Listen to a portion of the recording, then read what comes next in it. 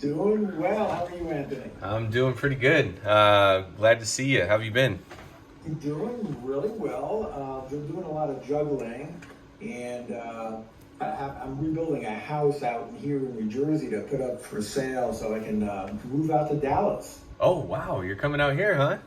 I'm gonna come out there because I got my little kitties out there, and I just want to see what kind of situation I can make out, and see if I can be a southerner. Okay. I've been on the East Coast all this time, and Juilliard is basically winding itself out of big classes because of all these COVID scares. So Yeah. I'm going to be doing stuff part time and online. And I'm thinking of just maybe I'll try it out for a year, see how it goes. Oh, wait till summer's over. Oh yeah, I know it's about 115 degrees. It's pretty unbearable, but I think if we stay underground in our back cave, we'll be okay. There you go. I try not to leave the house. No, definitely not. So, I've got TD pulled up here on Thinkorswim. Are you able to see what I'm pointing at over here? I see a watch stream. Should I click on that? Yeah. I see my address. So yeah, if you see a watch stream, if you click on that, you should see my Thinkorswim. Okay, let's see. It should be. Yep, I see it now. Okay. I see you have the option stream. So the call that you put out today was at the end of the day was for DE on the 400 call calendars, right? It's now. Just want to give you a heads up. You Sure. can be setting up all of these calendars by going up toward the top, Uh-huh. and you see where it says spread. There's a little menu area that says spread, and it says single right now. Spread. Yep, right. Oh, you went right by it. Down a little bit, Uh-huh. and to the right. To the right. Oh, There. Now okay. click on that. That's how you get all your defaults. Okay. So So, if you want to do a calendar, you click on calendar, and then you can get yourself a template for calendar, which you can adjust very easily after you put it up on your Analyze tab. okay. So I can Correct. put it So to it spread. doesn't really matter what dates you choose because you can always adjust them. So you can choose anything. But right now, just click next to the 9 of September. Okay. Right here. Yep. That would be fine. Okay. And you go to the closest area that we're looking at. We're looking at a 400, I believe. Yep. So you would scroll down to 400, and you would select on the ask side, and it will show up. When you click on it, it will show up in the Analyze tab area. In the Analyze tab area. So now I can go to So now Analyze. what you want to do is go up to the Analyze, correct? Oops. And you need to go to Risk Profile, which is underneath Analyze to the right. Correct. Risk profile. Okay. That is where you're going to be able to analyze, but I don't see it there now, your assimilated trade that you just chose. I don't know why. Let's see. Make sure you're in the same, you're still in Deer. Hold on. And let's just for fun, choose it again. You can choose Analyze. You can just click on it and it should show up. Analyze. If you clicked on the price, it would show up there. It would show up on the bottom. I see it on the bottom there. Though maybe what you want to do is click on the right of that, Okay. of the right of the order, which you see is in red right now. It Uh-huh. will eventually be in green when we change it. Up to all the way on the end, you'll see three tiny lines. And you're going to say Analyze Trade after clicking that. So if you go to the right, all the way to the right. Oh, right and here? Okay. all the way up one notch. Oops. And choose Analyze. It should let you analyze it. Yeah, there it is. Now what you want to do is change sell to buy. And what you can do is go to the order and click where it says sell and toggle it to buy. Correct. Okay. Now another thing you're going to want to do is go to the black price tab, that black price strip, and grab it and stretch it to the right so that you can get a wider view.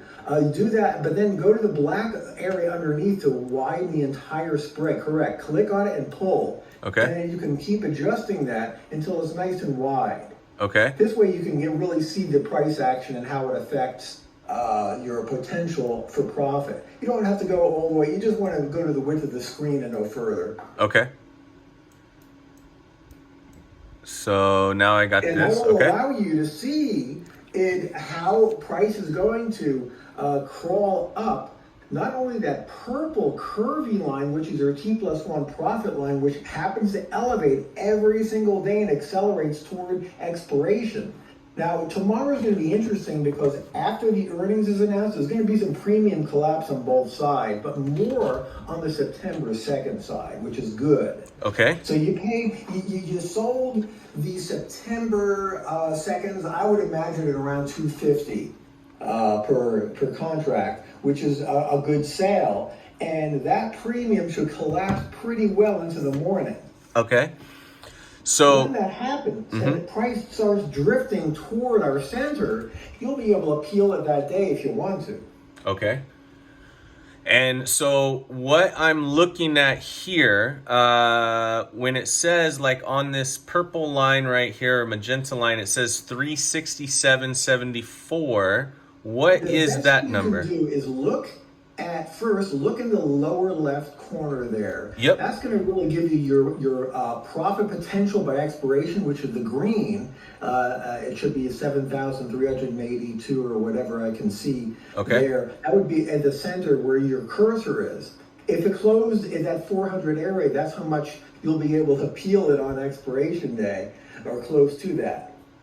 If you have 10 lots, you might peel 2 tomorrow, then 2 next week. And if it really looks like it's going well and it's drifting, hovering within 390, you can let it ripen a little further and start peeling them at $1.50, $1.60, and see how far you can take it.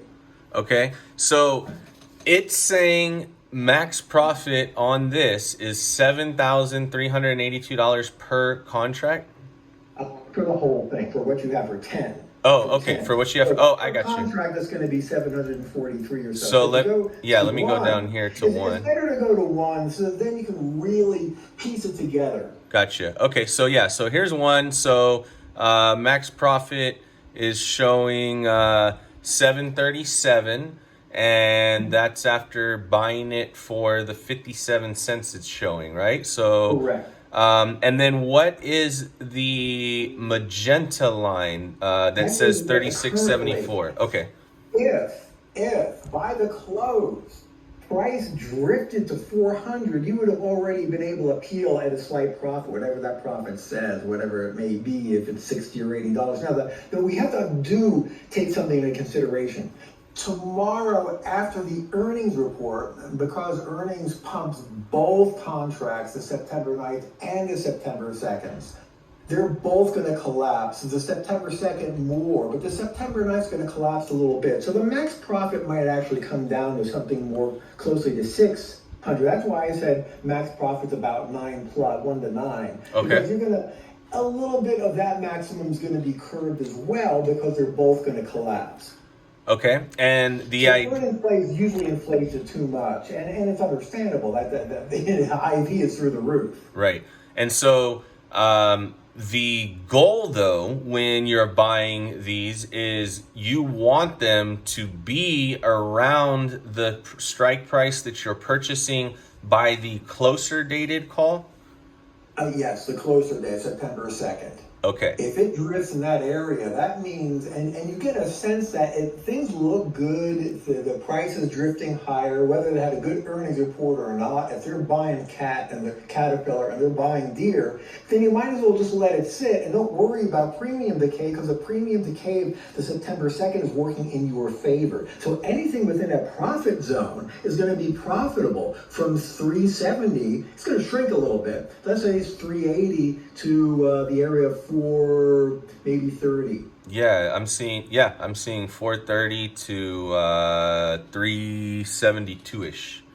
It's going to shrink a little bit because we're going to lose some of the extrinsic value of the September 9th calls at the same time. Okay. And now in this situation, a butterfly is actually better, but it's not true, because butterflies, unfortunately, they're ironclad. That means that triangle that you see, that's what it is. The same expiration, it can't deviate from that. But if it says by expiration you're going to be making $750 per lot or $800 per lot, that's what you're going to make. it's locked in. But with calendars, you have the variable of both the further dated and the shorter dated. So you're going to get some variation in what the profit potential is. However, in this case, it can work in your favor because the premium of the September 9th can actually inflate if there is a lot of enthusiasm getting to the 400. And if that happens, it can actually increase the profit potential of the overall thing because you're going to have the 250 you collected for credit for September 2nd. It's going to go down in value as it's sitting at 380 or so. And the September 9th calls will possibly increase in their value due to thinking ahead. Sometimes market makers think ahead and they think the closer to the monthly expiration is going to be higher. That's not necessarily what's going to happen. But we're just saying the calendars are flexible as far as the two variables go. So It's not ironclad. Now the reason we didn't place a butterfly is a butterfly is going to risk more because you don't get that width of a profit zone with a butterfly at that price. Okay. You would have to pay about $1.80 for a 10-point spread. And that wasn't awesome. Now, if they were giving the 75 cents for the 10-point spread, I would have made it a 20-point spread. But still, you're going to do better with the calendar, with the earnings, because if it drifts anywhere near 380 or 390, you're going to be profitable. Whereby with the butterfly, if it hangs around at the very edge, you might not make as much. Okay. You got a very much less of a risk here. Butterflies, you're generally going to get with a 10-point spread, you're going to get a 1 to 7 maybe. Okay. And you would have had to pay about $1.60 to $1.80. Here you're paying 57 cents or so, and you have a potential of making the 1 to 8 or 1 to 9, which is a much lower risk and a much it's less capital tied up, and you have the same reward potential essentially. Okay, and so the only way that this doesn't make money or expires, so here's a question. So, like I'm seeing here, right, it's saying that 3 inside of the red line here, which is 371, that's where you start becoming profitable. So if it were to never float above the 371 before September 2nd, that's where the play will expire worthless, correct? Correct. Now, in this case, sometimes, and this has happened quite often with names like Deere, they weren't planning to ramp the thing till the following week. So you basically financed, it's probably about $4 or so for the September 9th calls. What you could do, what I've done, is I just let the thing expire and I hold on to the September 9th for the following week, knowing that they've been pretty well financed, and see if you get a little pop the following week and you take it off for profit still. Okay. But ultimately, the easiest way to play these would be to not wait until it expires and try to peel your lots off before that first expiration, right? If by chance we get a drift into 380 sometime next week or even the week after, if it happens to do it, you can peel them at $1.20. Might as well take the money off the table because you never know, we might get that rug pull sometime. It's been, seriously, let's not count March 2020. We've been waiting really essentially from 2013 for a real rug pull. Yes. We've been waiting virtually 10 years for that rug pull to happen. Almost 10 years. And it's silly that it hasn't.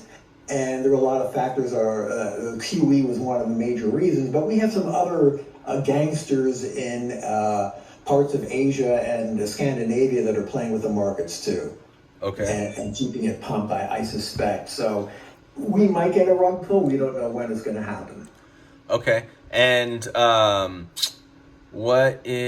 so I understand fully that the blue line down here is showing me at that price, and this is so showing me this price, like right now, $735 max potential. Now, because there's not, I could be mistaken. No, there's no date shown anywhere on this chart, but that would. The date is September 2nd. Okay. So, On the left of that, on the left, you see that little black oh box yeah, there, yeah, where you yeah, have lavender writing. On the left, it says 9, should say 9-3. yeah. Okay. And that's the expiration. It's actually 9-2, but they can count expiration as Saturday. That's when they do the reconciliation.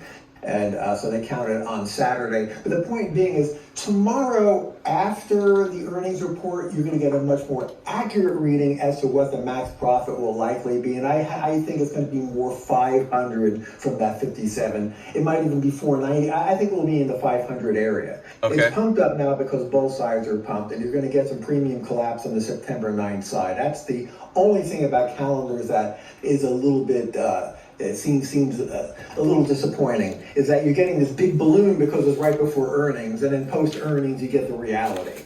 No problem. Okay. So now when you're placing the call calendars as opposed to placing the put calendars, obviously is it exactly the same as when you're playing calls and puts? You expect the price to go up, so you're buying the call calendar? Awesome strategies which you can consider. Supposing we had a good feeling and conviction that deer was going to really rip, we would have placed put calendars above instead to allow leeway for the price to be slightly above 400 post earnings. And we would have gotten a better premium sale possible. But I looked at both, and the premium wasn't better. But we would have had, we've been able to do this, and I did this with Revlon a while back and recently. Supposing we were able to fill these put calendars at 15 cents instead of 57 cents, would you be willing to put them on? Yeah. Absolutely. There are people who are afraid that, oh no, I don't want the puts in the money like that, because what if? There is no what if. You're protected on both sides.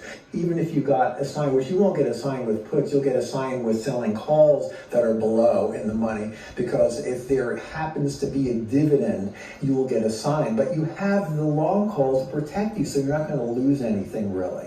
And you'll actually gain that premium that the idiots who assign you, they forfeit that premium, and you collect it. So it's a fun thing to do. But yes, there are people who are afraid to place put calendars above the current price because they're in the money. Huh. And we would definitely do it if we can get it for 15 to 20 cents. Okay. So these make sense. Now let's go I guess let's look at a butterfly. So let me delete this. They're slightly different creatures, and depending on how close we set the width of the point spread, that's going to determine how fast you can peel them for profit. Okay. Let's see here real quick. We were in. So if you want, you can create one by going to that same place up on you have a menu, and you're going to have to go back to, you know what you can do? Go to the Analyze tab again, and here's a shortcut. Now to the left, go to where it says Add, I can barely see, Simulated Trade. Okay. Yes. Then you're right in the option chain right now. Okay. Now you can go to where your arrow is, go slightly up where it says single, and choose butterfly. Down, to the right. To the right. Single, where it says single, click and choose butterfly, which is down further. Okay. Right. And those are all templates. Okay. So now you can choose, why don't we go for September 2nd, since that's the expiration for what we're looking at. Okay. And you can choose any strikes you want and adjust them later. Instead of messing with it now, you can just choose anything. Okay. And the way to do it very easily, do you see where it says ask? You can click right on the price twice. Okay. Real fast, and it should appear in your Analyze tab when you get there. Yep. So if you click twice on it, maybe you don't have your click, maybe it hasn't been set up that way. It is. I show it down here at the bottom. If you go to Analyze tab, see if you have the butterfly in there. If not, we can just select it by saying Analyze. But if you click twice on price, that's how I do it really quickly. Yeah, and then we'll go to Analyze the Trade. Now, why did it do that? Let me just... So we'll go to Analyze tab, which is the Analyze tab right to the right of the It's green, and it's to the right of where you are right now, which is the simulated trade. If you go to the right, there's a tab that says risk profile. Risk profile. That's it. Okay, and then I don't know why I And got if you two scroll of these. down, you might see that the butterfly is there. If not, we have to unselect the calendar, and we'll get a butterfly in there. Yeah, it's here. So like, I guess Oh, we good, can good, go good. Now what to do 390. is go to buy, and you change the strikes for whatever you want, which is awesome about these templates. You can't do this in Fidelity. In Fidelity, once you make a selection for an order, it's that. You can't adjust these parameters. Okay, so I got it set up with what would you suggest I look at? I've got it equal with. Right now, because we're dealing, are we still? It would be awesome if they would ever fill something at a credit like that. And I got very close to doing that, and they busted the trades.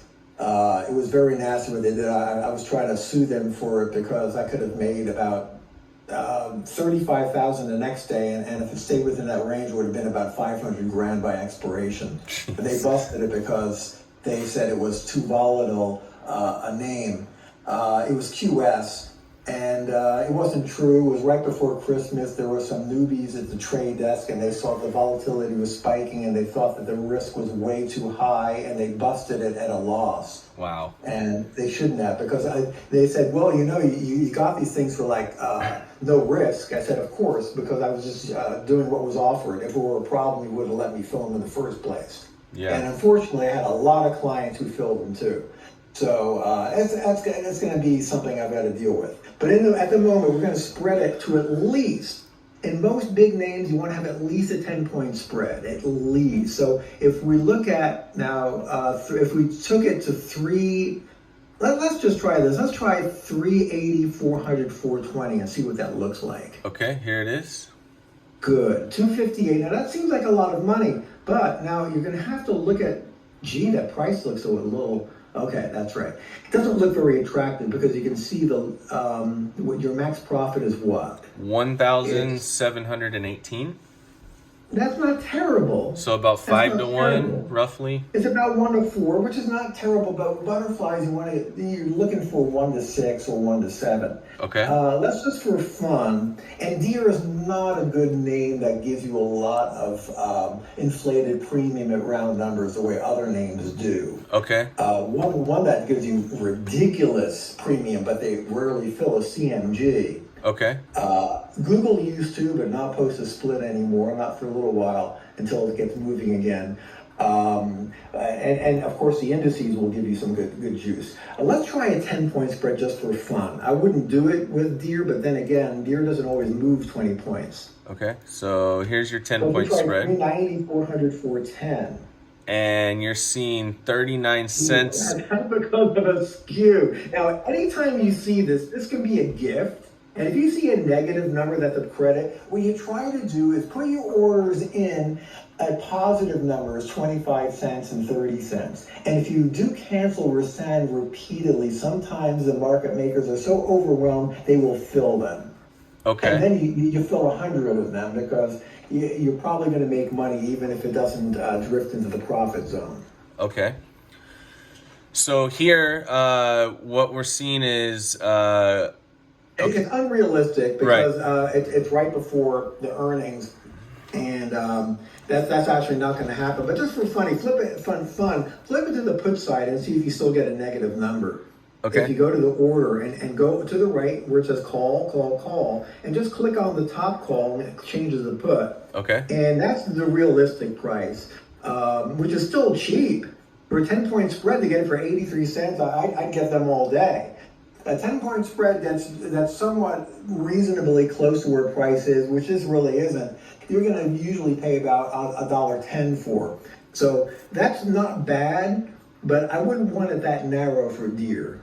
Okay. And if it's that narrow, it's going to take a long time for you to be able to peel it for a profit, because here's what happens. Your purchase leg, which is a 390, if it's a call, we bring it back to calls. That's going to gain in value, but what's going to happen is this sold call at 400, which is a juicy credit, the closer it gets to 400, that actually decreases in value, and they work against each other. So they almost cancel each other out, and you don't get to see a profit until the center of the premium starts to decay. And that's not going to happen until getting close to September 2nd. So that's where butterflies are not as desirable. If you wanted to do an earnings butterfly, which I rarely do, if I'm going to do an earnings anything, I'll usually do a vertical call spread if I can get a ridiculous inflated price for a higher premium against a higher strike against a lower strike. I'll do a vertical call spread. So if it goes higher, there's the profit slope. The pink line, the lavender line, is going to be an upward profit slope the higher the price goes. And if it's something like a Tesla that's going to move 60 points, you don't want to be trapping yourself within a 50-point range. You want to be able to have when we have a vertical call spread, you have unlimited upside. You're not going to make unlimited upside, but there's no downside to the upside. In other words, you're capping your potential profit, but you're not going to lose anything if it blows past that nice juicy region. Gotcha. Okay. And so in this case, let's just pretend we knew that deer was going to pin on September 2nd at 400. Then you would load up on these. And what would happen is, by Monday of next week, that pink line, now here's what you can do for fun. Go to where the calendar is, and you can go down to where it says date. It's below the black price strip. To the right, it says date, and there's a calendar. Yeah, and what you do is click on the up arrow there and bring us into the future. You can click the days higher. Actually, it's to the left. It's a black region that has today's date on it. It's in a black, right. It's right below, that's right. Okay. Now what you can do is you can click on the arrows and go into the future. And you'll see that pink line go higher and higher. Right. Okay. You also want to stretch you want to stretch the bottom price strip so you can widen the width, the visual of it, so you can get a better idea of how price is going to profit, what price levels will profit. So if you bring the whole graph to the left and stretch it to the right, you'll get a much wider point of view. Like this here? Bring it more to the left, and then go down to the black strip and stretch the whole thing to the right. Yeah, that's much better. Okay. This way you can see your potential profit if price were to, let's say, blow through a little bit and go to what kind of spread do we have here? We've got a 10-point spread, 390, 400, 410 on deer. Okay, that's 390. Okay, it's really funny because those look like 7 from here. It's because of the granulation. So let's say it went to 402. You would still be profitable when you're that far into next week. And you'd be able to peel them, and I would peel them at $300 or $400 a lot. Okay. We'd definitely start peeling if it's anywhere beyond that 400 center strike. I'd want to start peeling and harvesting them. So you take the risk off, and it pays for it. You can't lose anything. If you put them on, let's say for 90 cents, and you're peeling them for $1.80 or $2.30. Then you've already paid for them. If you take 10 off, if you had 20, you take 10 off. Mm-hmm. You pay for the whole thing, and you can just let the rest of them run for extra harvesting. Okay, and so this is all good. Now in let's see. So if we wanted to put this trade through. Okay, the easiest way to do it is to go to the right of the order, all the way on the top right, and you click on that 3-line area. Okay. And if you click on it, it will say either, we got it right below that, on the order itself. Okay. Yes. And there you can say, it says create duplicate order. You would do that. Select create duplicate order, and that sets up the order for you to send, and you can adjust your price accordingly.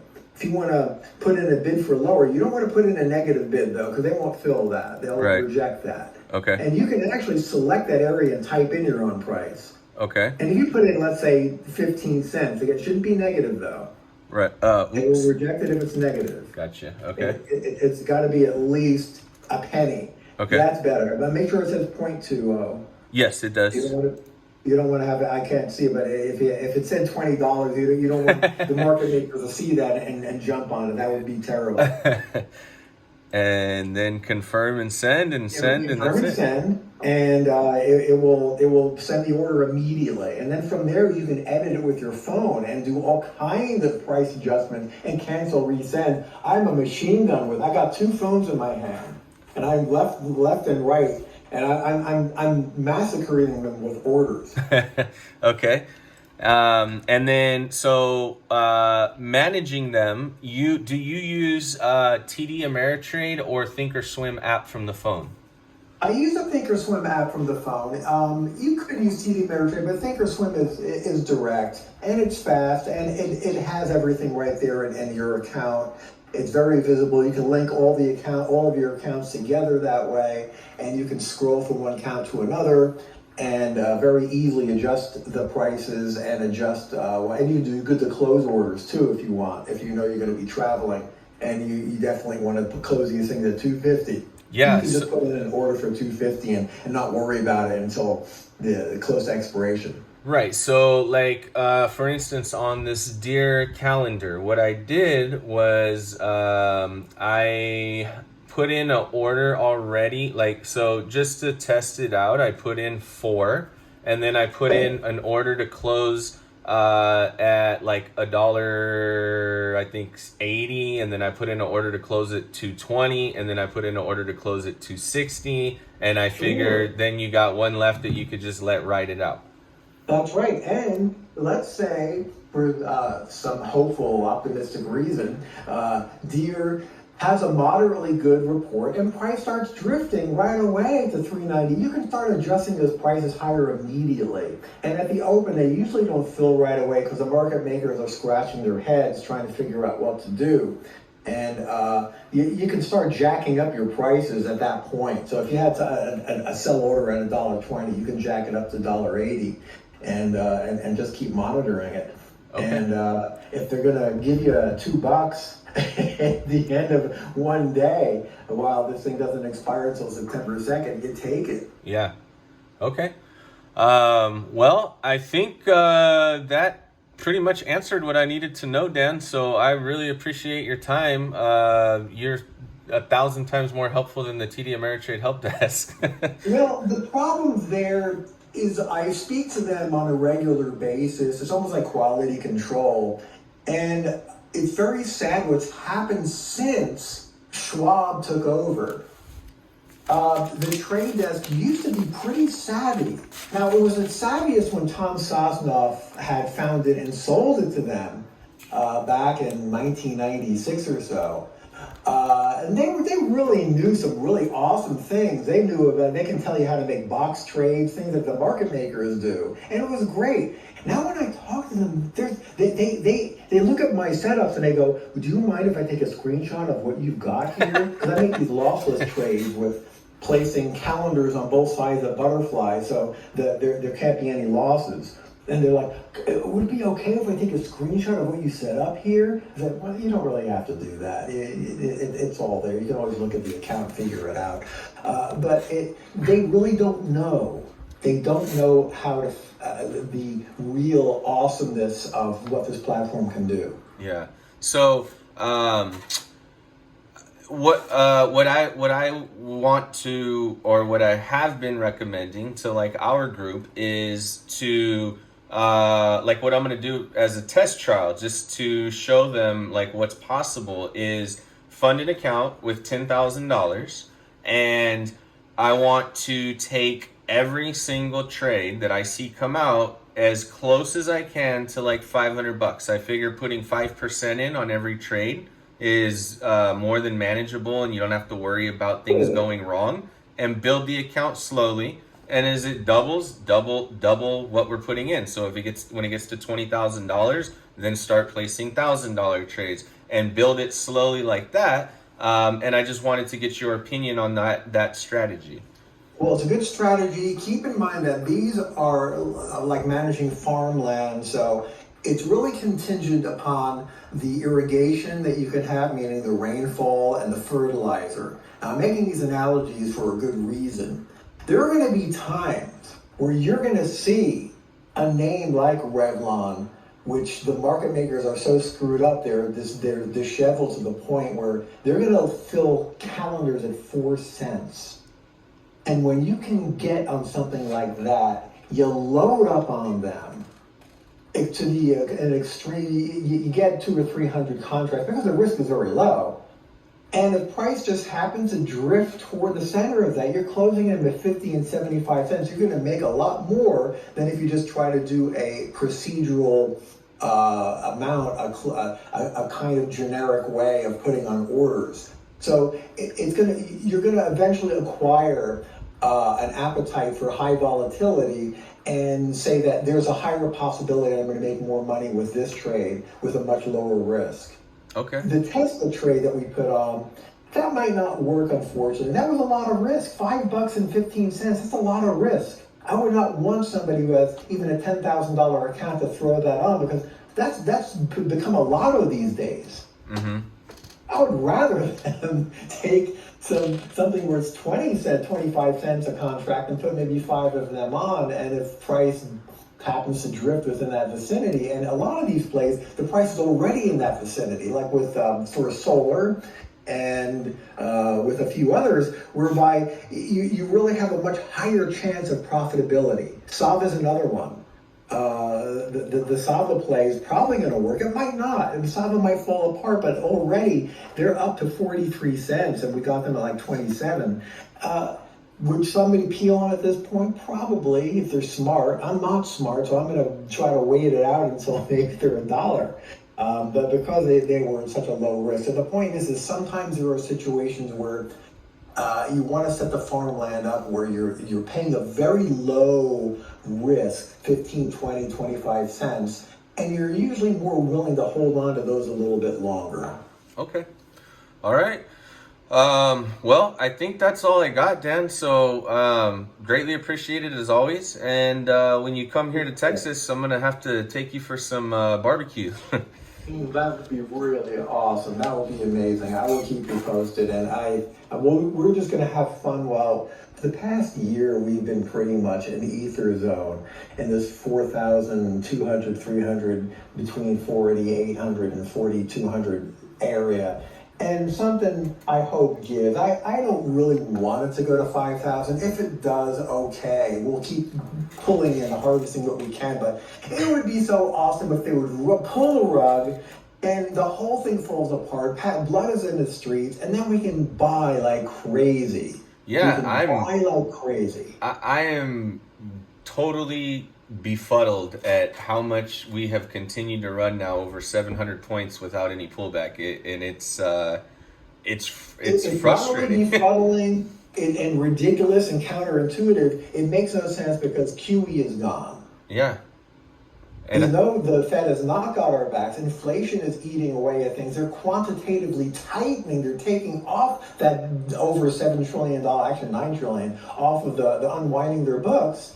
And if they're unwinding the balance sheets at the rate they say they're doing it, there's nothing holding this up really, except for people parking their money into stocks thinking that it's better than letting inflation eat it away. It doesn't make sense being up here overall. Have you seen though, it's so hard to believe anything you read, but what I've seen is that they say that they are doing QT, but their books are not showing that they are unwinding their books anywhere near what they should be. I don't know if that's correct or not.